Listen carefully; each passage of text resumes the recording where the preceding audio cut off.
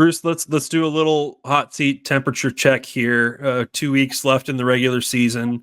Obviously, I think we all kind of get this vibe that the A&M thing has kind of broken the seal now after weeks and weeks of no changes. We also saw Brady Hoke announce on Monday morning he's going to be stepping down to retire from San Diego State. I'm curious which jobs you're kind of paying attention to here. Let's start with Arkansas and Sam Pittman. What's your sense of what's going on there? I feel like he was turned out to be a pretty good hire. He didn't bomb there, but now it seems like, obviously when you make an offensive coordinator change in mid-season, that's a sign that you're kind of reeling and they're leaning on you a little bit. Everything I'd heard, we were in Austin 2 weeks ago, and there was a decent amount of buzz that it was like, ooh, they may be ready to make a move at some point this year. Just feeling like, you know what, Oklahoma and Texas are coming in. We got to up our game. So I would not be surprised if there was a change there at the end of the year, or even maybe sooner than that. Yeah, one that I want to touch on real quick. This is one that I've been super interested in because I don't get the sense that they want to make a move, but the performance on field has gotten so bad that I wonder if it's just going to happen. Is Baylor and Dave Aranda, that they just got pounded by Kansas State this weekend. What's your sense and vibe about where Baylor sits in this whole equation, and whether or not Aranda could be back next year or if this could be the end? Yeah, same feeling that you have, Sam. I don't think they want to make a change with Dave Aranda at all. I think they know he's won before. Now he won with largely Matt Rule's guys. And I feel like everything I've heard, both inside and outside the program, is that the talent level has really dropped there. And that's a problem. That's a concern. Everything I've heard up till this weekend was that, like, they probably are going to have to make some big offensive changes on staff again, which obviously they had to do that year one when Fedora was there. I don't know if that's going to be good enough after that. I know they don't want to do that. I'm not sure. That's a place that got used to being successful in a hurry. And I could see them saying, you know what, this is going in the wrong direction. We're going to make a big move. And I wouldn't be surprised either way at this point. I'll ask you guys, since you both be the experts on this one, what do we think of Houston? Obviously, you knew it was going to be a little bit of a bumpy year, transitioning into the Big 12 this year. Dana Holgorsen's done that before at West Virginia. But wasn't expecting 8-9 wins or anything like that. But how concerning is the performance this year? And is there optimism that he's the guy to turn it? I mean, Sam, you were the one who had that quote from Dana about. I will pull up the quote. That he's got an impossible buyout, and I'm removing the colorful language from that. He's won 20 games in 2 years, and there ain't no effing hot seat. There just ain't. We had that was an interesting experience, but I'll say this: that loss to Cincinnati on Saturday night was not good. That they went into this 2-week stretch against Baylor and Cincinnati really needing, in my opinion, to win both of those games to restore a little bit of faith and get them in shot of a bowl game, because they would be, had they won, they'd be 5-5, and then you have a shot at splitting the last two maybe and going 6-6, getting a bowl game. In a bowl game in year one of the Big 12, you consider how the newcomers have fared, not too bad.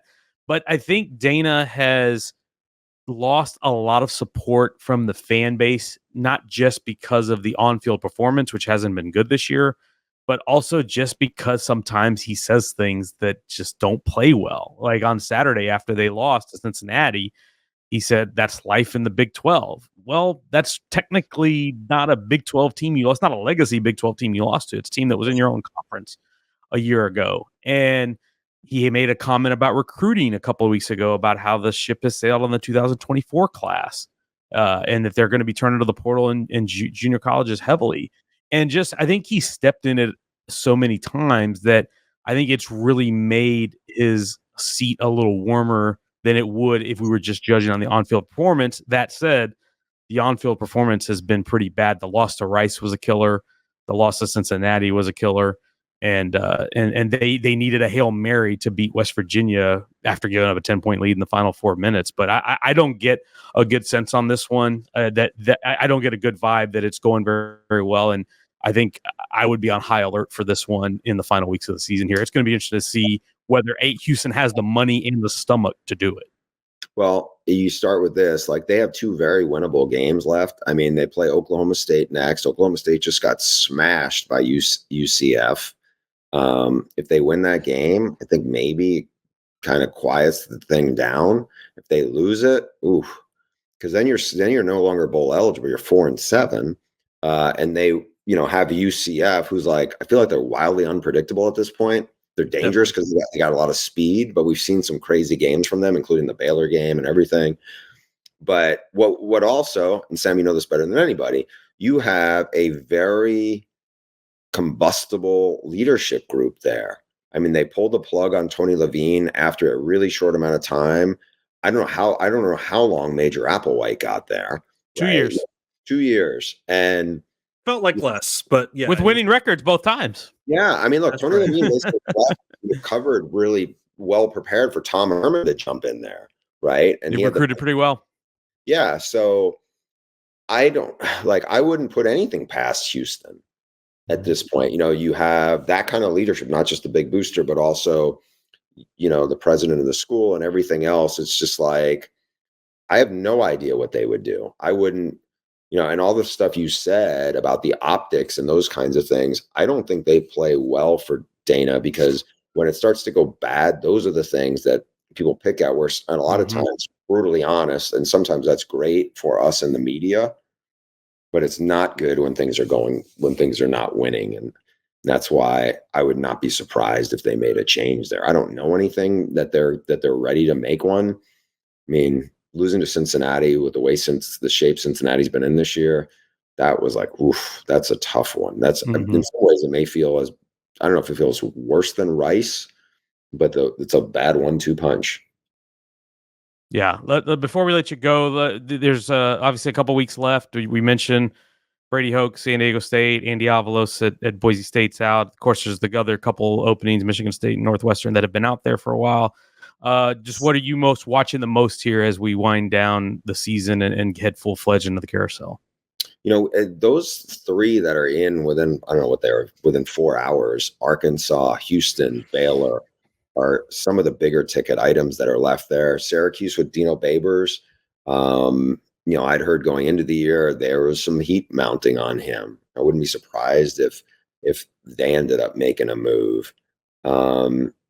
We shouldn't even poke the hornet's nest of Michigan, should we, Bruce? We should just save that for another day. Yeah, but I think what will happen, though, is you will get guys who are going to bounce around. Like, I've had talked to coaches in the last 24 hours about, like, they're looking at Duke because they think Mike Elko might be moving. So then you start getting pieces where every year, not every year, but like 2 of the last 3 years or 3 of the last 4 years, I know I've talked to, like, quote, industry sources, we know what that means, who are like, yeah, I don't expect it to be a big year. And then all of a sudden it turns out to be a normal size year. Right. And that's what it seems like. Like, I was kind of stunned 2 weeks ago when I started hearing they were going to pull the plug on Zach Arnett, but it got there. Not surprised about the Brady Hoke thing. A little surprised about Andy Avalos. Yeah. Winning record at Boise, but I know there's been some internal friction I'd heard. Not at all surprised about Jimbo, but there will be a couple other things that will pop up. They'll be like, ooh, I don't know. It's going to be like the Paul Chris kind of wrinkle, but there will probably be 1 or 2 of those come up.